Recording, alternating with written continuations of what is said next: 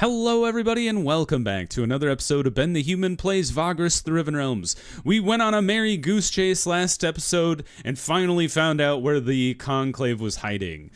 So let's get going. It sits on the horizon like a dark giant, crouched over the endless sands. A vast abandoned imperial tower built on a rocky outcrop sticking out of the desert. It is in surprisingly good repair, and the dark shapes circling above it reveal it as a place you are looking for. Quenra confirms this, claiming that she senses the presence of her kin. Approach the tower.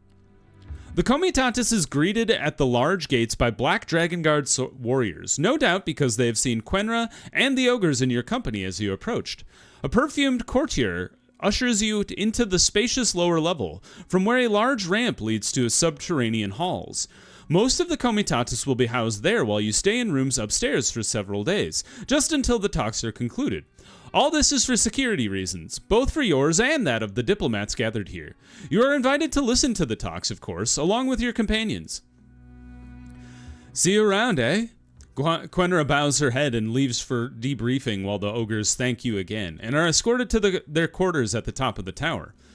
Before being taken to your rooms to rest, you warn the courtier and the Dragon Guard that assassins and mercenaries are still out to get the envoys.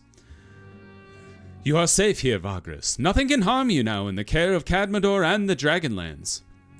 That is quite naive, Vinderath butts in. These enemies have proven themselves resourceful, determined, and merciless. We are in no man's land between the Empire and Dragmalak. There are no guarantees that we won't be attacked here. The courtier pouts before answering. I shall relay your misgivings to the Cadmador forces guarding us then. Good, the sorceress says. And we would like to address the conclave on this matter. Nobody has as much experience with this matter as us, and they should hear what we went through just to get here. As you wish. I shall pass your request on to the voices. With that, your business here is concluded. You and the crew settle into your rooms. The envoys and their Cadmador guards leave your Comitatus. Oh, that should help us with our food problem. You spend the remainder of the day settling in and resting. The talks will only begin tomorrow, and you have a long journey behind you. The rooms are small and sparsely furnished, but quite comfortable, while the food they bring you is delicious and ample. Vinderath visits you around dusk. She looks quite excited now that you are here. I mean, these talks will decide the course our realms will take with the ogres, she tells you when you ask the reason for her glee.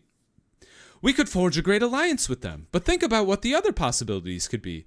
Dragmalak and the Dragonlands haven't worked together like this in, well, forever. And whatever reason for prodigious alliance such as this, that's saving an entire race from utter destruction. That doesn't happen every day, Vagrus. We are in the midst of writing history. She stays for an hour or so, discussing the prospects and proceedings of the conclave that is to start tomorrow. Then there is a soft knocking on your door. Assassins assault us. Nope. You find Agaram on your doorstep. The ogre bows his head and smiles. Evening, Vagrus, his voice rumbles. I heard that you arrived and decided to say hello. Once you invite him in and he relates his uneventful journey to the tower, he becomes quite morose. I have just talked to the envoys, and I have to say I am not impressed. The dragon people are not interested in saving my people. If they were, they could have done that long ago, back when we first contacted them. I believe they merely wish to prevent the Imperials from getting more tainted ogres, or seeing this as a way to annoy them. Could you imagine just doing something to piss off your, colonial neighbor? That is not true. My masters and many others were serious about aiding your cause. Vinderath sounds defensive. And I'm grateful for that, but that does not seem to extend to your leaders here. The ogre replies. Besides, our envoys are equally disappointing. The most senior of them have died on the way here, at the hands of terrifying creatures that hunt my kin. Those that remain have no authority to offer anything substantial to entice a treaty. They'll just go around in circles, achieving nothing of note.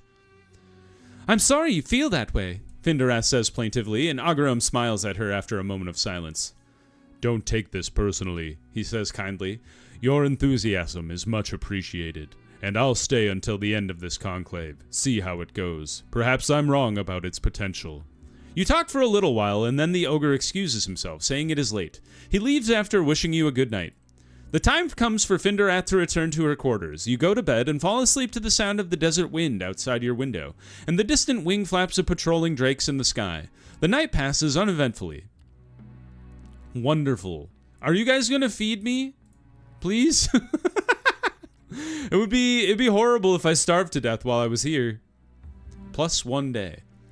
The first day of the talks begins, and you are ushered into the largest hall halfway up the tower. It is too small to house an ambitious gathering, and so the hall ends up being quite crowded. Banners of the participants hang from the walls depicting colorful dragons, except for the crystal-studded staff that represents the ogres of Karad Rune. You and Finderath stand near the great double doors. The sorceress is quite agitated all morning, complaining about not being able to talk about the assassinations to anyone in authority. The agents she talked to were also adamant that these threats are irrelevant now. The talks begin when the ogre envoys enter and sit down on stone benches, while 4 mages take their position on the pedestals. They are the voices, Finderath begins to explain. Each one of them is invested with the power of their dragon lords, so that our mighty masters can see, hear, and talk through them. Behold, Vagrus, you are in the presence of the dragon lords themselves. Well, except for the black one. Cro-Magnon does not use voices, as far as we know. He trusts his mortal envoys to speak in his name. In line with her explanation, you see that one mage is adorned in magnificent blue attire. Then there is one in green, one in jet black, and one in opalescent garb. When you point out that these are not all the Dragon Lords, Finderath tells you that unfortunately not all of them arrived, or were invested enough to send voices. A courtier addresses the assembly and outlines why they are gathered here. The voices speak in haunting, powerful voices about their reasons too, but after the ogres take the floor, the whole thing devolves into an argument about whether or not the Pale Giants are seeking asylum from the looming threat of the damned. You listen for hours.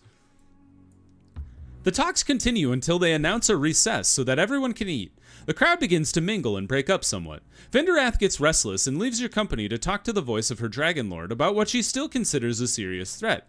But before she could get very far, a sudden powerful quake shakes the tower. Moments later, the sky turns blood red. Oh my god, what? Before panic could break out, the Black Dragon Guard captain in the chamber asks everyone to be calm and assures you of all their safety. Finderath, who has walked back to you, grabs her temples and moans softly. There is some terrible magic at work here, she says, looking up at with utter dread in her eyes. And then the chamber becomes unbearably hot in a matter of moments. Oh damn, we're in the underworld.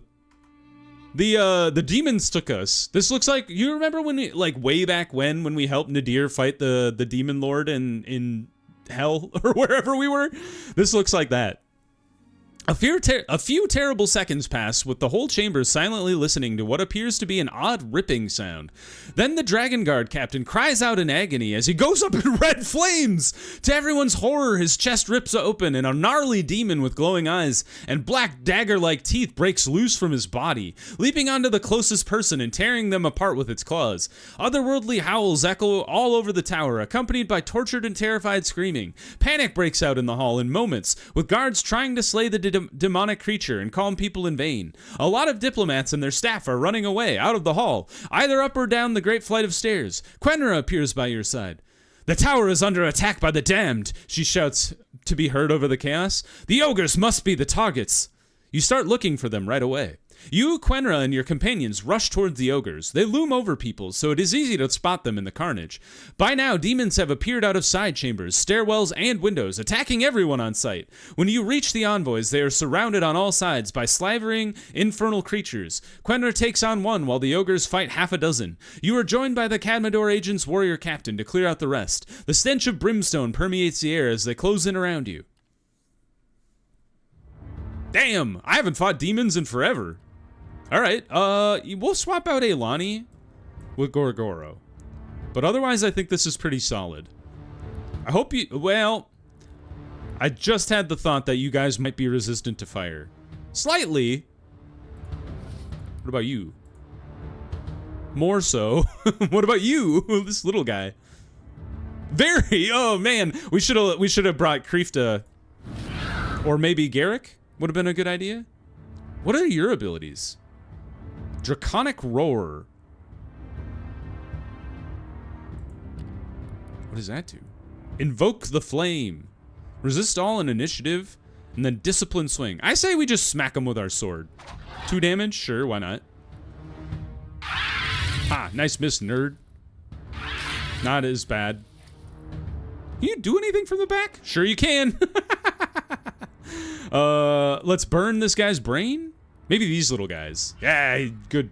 Get rid of the chaff. Boost, Javik.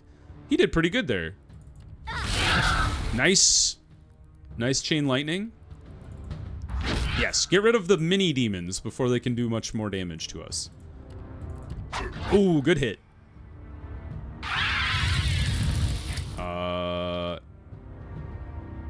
I guess Premonition Gorgoro? And smack the big demon. Got rid of the Archfiend. Ah, he got out of the way. Hey, stop that. Single target? Oh, he evaded me. Let's do a cleave. Yes, we got the little boy. Hack him. Hack him again. Oh, he can't. Gorgoro. Now Gorgoro, get him. Nice job. Hack him one more time. Oh, he's got 1 HP. Are you serious? I guess just hunker up for some reason. Burn his brain. He's dead. That was pretty good. Good job, team. The demons are vanquished, their corpses burning up and disappearing into thin air instead of falling on the ground. The ogres have pushed their way out of the chamber while you were fighting, but you did not see where they went. Come, they went down the stairs, Quenra barks and leads the way across the hall. There is still fighting going on with the wounded lying everywhere. You run after the Cadmador agent down the stairs. You descend 2 levels, passing fleeing people and fighting guards. How can something like this happen? Vinderath's voice is shaking. Treason, Quenra hisses. We took pains to abjure this tower against such an assault using dragon magic. Someone let them in. A conduit, Vinderath gasps. Of course, this won't stop until we cut them off. Just when you reach the next floor where the ogres have barricaded themselves in a chamber. They are holding the double doors from inside while a pack of demons is burning its way through the barricade. Some of them have already entered through the holes and are fighting the pale giants. Below, a group of Cadmador fighters are trying to hold back more of the creatures from ascending to the level, so Quenra runs off to aid them. You can hear a war chant coming from the corridor to the right. Agaram charges out of the corridor like an avalanche of righteous anger. His whole body is aglow with holy light that imbues his weapon, an impressive 2-handed hammer with a silver shaft and a blue crystal head. The ogre falls upon the demons, smiting a smaller one with a single strike, and tackling the largest away. They engage in single combat while you and your companions face the rest. You have to attack the infernal creatures at the barricade to save the envoys. That was pretty sick. Alright, Nadir, you're out. You can't harm these things. Or at least not very well. Alright, poke this dude? Ah, I was hoping we could lock him at the back. You evasive bugger. Ow. Chain lightning? Man, oh man, they're hard to hit. Not anymore. He's gone. Boost Krifta? I would like her to get a couple shots off here. Nice crit, well done. Good block. Good block. Well done. Ooh, and a solid crit to follow up. I hate that screech they do. Oh, he's got 1 HP again, of course.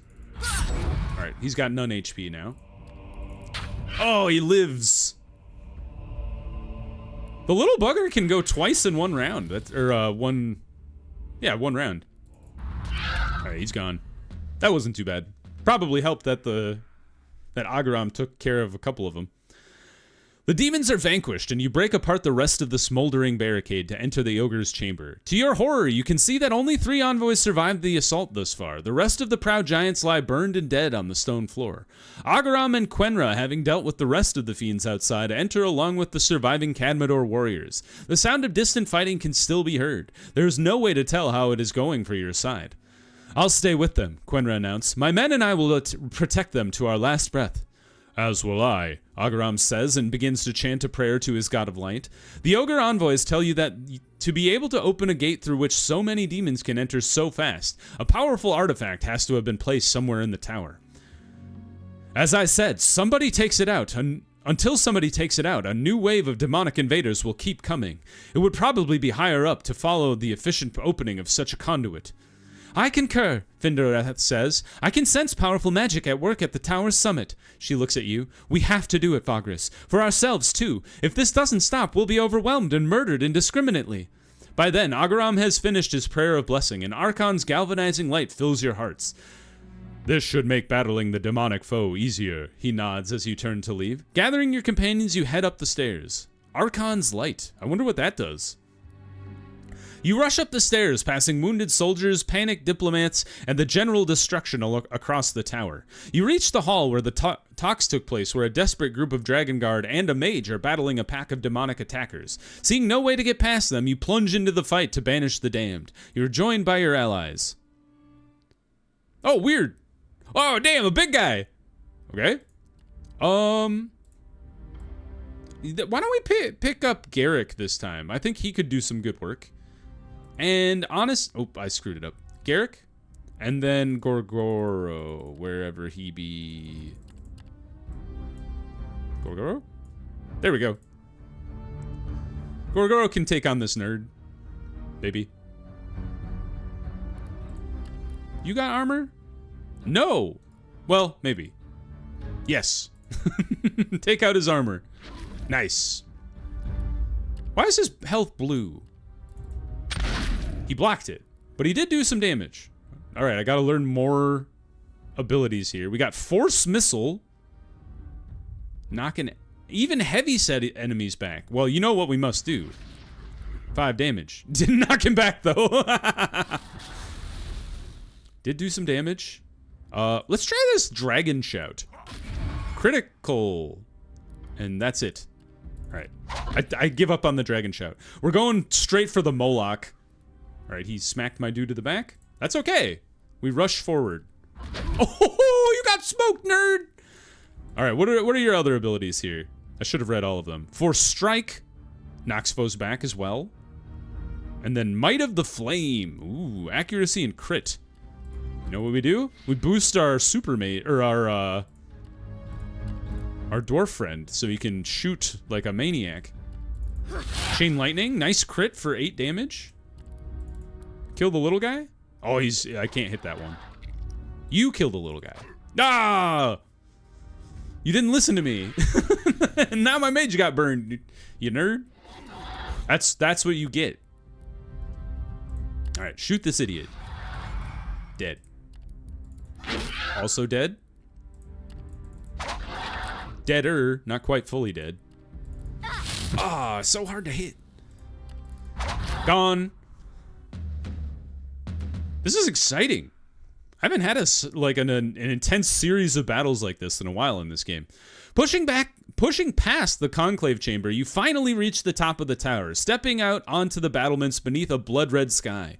Odd fissures hang in the air above you, crackling with infernal energy. The parapets are damaged from ancient battles long ago, but now also covered in black corrosive tar, as well as the corpses of drakes and Dragon Guard warriors.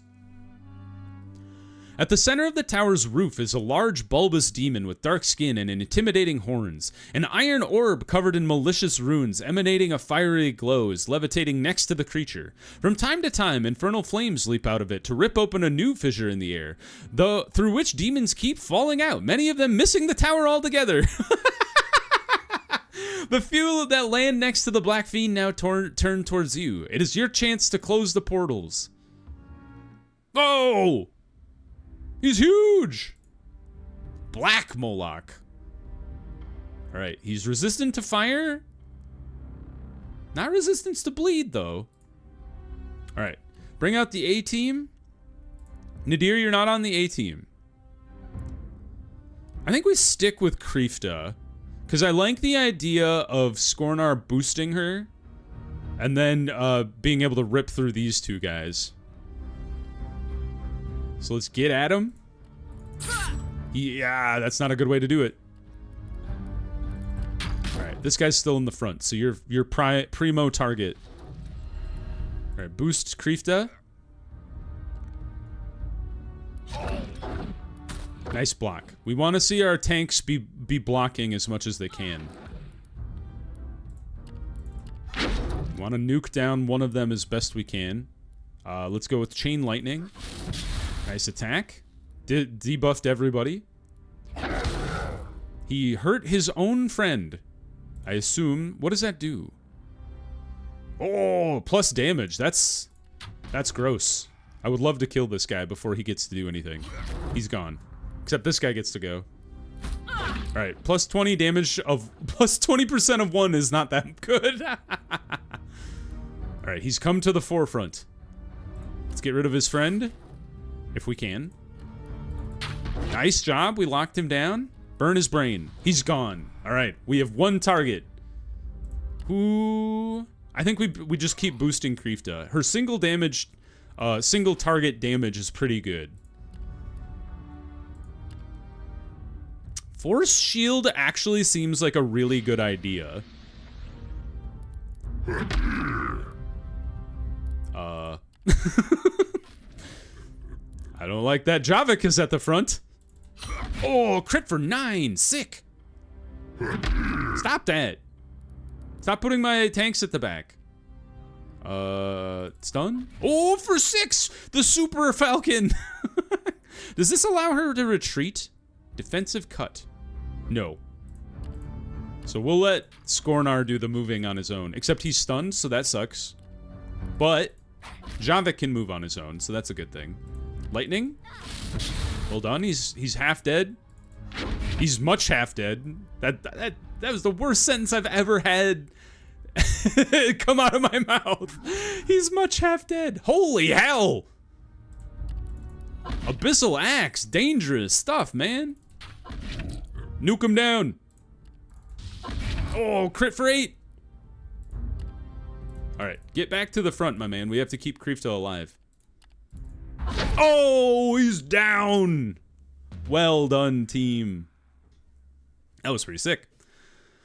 With the Black Demon vanquished, Finderath leaps to the orb, and summoning the crackling lightning energy of her dragon magic, she grabs the artifact in both hands. The ruined iron hisses and howls in an inhuman voice, while the sorceress shrieks in pain as her palms begin burning. But she does not relent. For a few tense moments, you believe that she will hurt herself, but then the orb shatters, closing the realm fissures, banishing all the stranded demons, and turning back the sky to its regular color in a matter of moments. Finderath collapses, but upon kneeling next to her, you can see that she is unharmed. Merely her palms are burned somewhat. She smiles faintly at the sky turned blue overhead, and the only sound now heard is the whistling of the desert wind. I didn't know that I'd be grateful to hear that, she whispers. The survivors are quickly rounded up by the victorious Cadmador forces, and all the wounded are tended to. Although nobody knows who smuggled in the infernal artifact, the threat seems to be over for now at least. Quenra joins you in your quarters, where you are resting to bring you good news. Your comitatus is unharmed, she reports. They were housed underground with most of your soldiers, and the demons concentrated up above. Oh, most of our soldiers. There's already talk about the courage of you and your company. My Dragon Lord's ambassador wants to express his gratitude for stopping the attack, and the ogres are also grateful. You ask her what will happen now. The demonic assault might be over, but because of what happened, further talks are postponed indefinitely, she tells you and frowns. I knew that you and Finderath would be disappointed. This is not what you've worked so hard for. But even the ogres believe that in the light of such treachery, these realms cannot be trusted. They will go into hiding and hoping to open up diplomacy again one day. When you tell this to Finderath, she sighs with a sad expression on her delicate features. Quenra bows her head and leaves you to rest. With the Cadmador mage gone, your companion sighs and shakes her head. Should we reveal what we know? What we learned about the Ratharnak Alliance's involvement, I mean. These people deserve to know who sold them out to the demonic forces, even if it was unwittingly, because I can't imagine someone did this while understanding the ramifications. Or am I being naive again? Before you can answer, she goes on. But if we tell them the truth, it might loosen the bond between the Dragon Lords and lead to unforeseen repercussions. It'll weaken Ratharnak for certain. And in this dark age, we need all the lords. But do we need ones whose brood coddles demons? Do they even know about these connections? Were they too involved? Both of you are silent for a while, and then she looks at you. What do you think I should do? I think we should tell people. Like, it's just like the Scythicness. There's factions within factions. I think it's fair to say what happened. It takes little effort to convince her, and in the end, she always leaned towards doing what she feels is the right thing to do. During the evening, you seek out the voices and reveal to them what you learned in Devon about certain Ratharnak agents being involved with the hiring of the assassins to murder the ogres and the diplomats. It all makes sense. Only someone involved in the talks could have known the itinerary and travel plans of the Dragonland's representatives to stage the attacks. Only someone deeply involved could have known where to ambush the Ogre envoys. The voices probe Findorath's mind and confirm what she has seen as being true. As expected, this news agitates and upsets the Conclave. The voices are silent on the matter, but a high-ranking diplomat from the Green Brood claims to know nothing about these treacherous actions and promises to thoroughly investigate what seems like demonic infiltration. Others from their delegation cry foul and call the allegations disgusting, and thus the Conclave ends with arguments between the parties involved. All this will cause a lot of backlash in the Dragonlands and Dragmalak, also deepening the Ogre's distrust. At least the truth is out now. Ratharnak is like, F you. That's actually very funny. Got a lot of rep. Honestly, that's actually pretty solid for me, considering I was at like -100 for Cadmador. It is too late in the evening to set out today, so you plan on leaving in the morning. Agaram visits you before nightfall too. The two of you sit down in your chamber, and the Ogre leader has come to ask how you are, and to relay the gratitude of his people's envoys. However, he is not very hopeful about the future of his people in the Riven realms. As I told you before, that I never expected this to work out, but I must admit that a demonic assault was far from what I believed would happen, he says in his deep voice. I'm glad that I was here, if only to battle the damned again, but that makes it clear that the isolationist approach that my colony has is the right one, at least until we can figure out how to get back home. No small task. He rises and murmurs a short prayer to his god. Rest and travel well, Vagrus, and Archon protect you. I'll make my way back to the colony. Set out at dawn. Visit us again someday, he says, and then leaves your room. You make sure the Comitatus is all right before going to bed. Bedtime? Good. Morning arrives, and the tower is abuzz with people packing up to leave. Quenra assists you in getting the Comitatus ready, and she even has you load up on extra supplies that Cadmador brought here. Here's something else, she says, and has her men bring several crates forward. She kicks one of them open to reveal an assortment of dragon steel weapons. Many were lost yesterday, and it fell to me to gather their weapons and armor. I decided to give some of them to you. See, I am alive because of you, and you saved me twice, Vagrus. But what's more important, you saved my men too. She gazes at the weapons.